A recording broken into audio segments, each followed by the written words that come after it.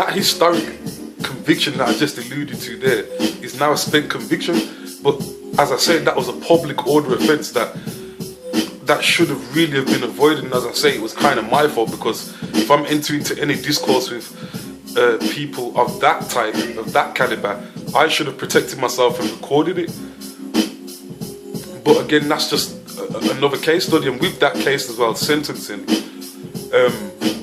the prosecutor was an Asian prosecutor, and of all the statements that were filed against me from the 5 people in question, one person in particular extremely exaggerated what was said and what the conversation was about, and it turned into the guy who I'm talking about. He sort of was insisting that this was a conversation that turned into racial name calling.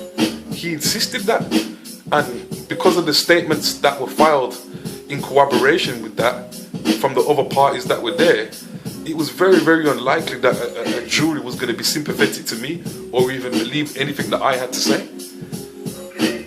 And you see, I'm being sidetracked again. I was just talking about the Asian prosecutor. If he had said a particular word that I had said to those sentencing judges, I would have been sent to prison for a long time. I would have been sent to prison, and I think that the level of commitment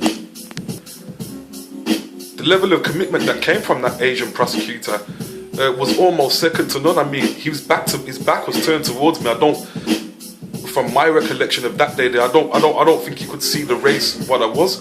But my name is not a typical Anglo-Saxonized, westernized name. My first name, that is. So I think that because he's Asian, he could have been a Muslim. He's looked at my first name and is instantly identified with that. And it was probably, our thoughts were sort of bouncing off each other at the same time. Some of the things that I was saying to the sentencing judges and some of the things that he was saying, he must have been of the opinion that I was, in that all the racial laws in this Anglo-Saxon held stronghold known as England have been made to protect black people. But here we have a young black man in the dock in court being sentenced for the like. I have to give it up to that Asian prosecutor.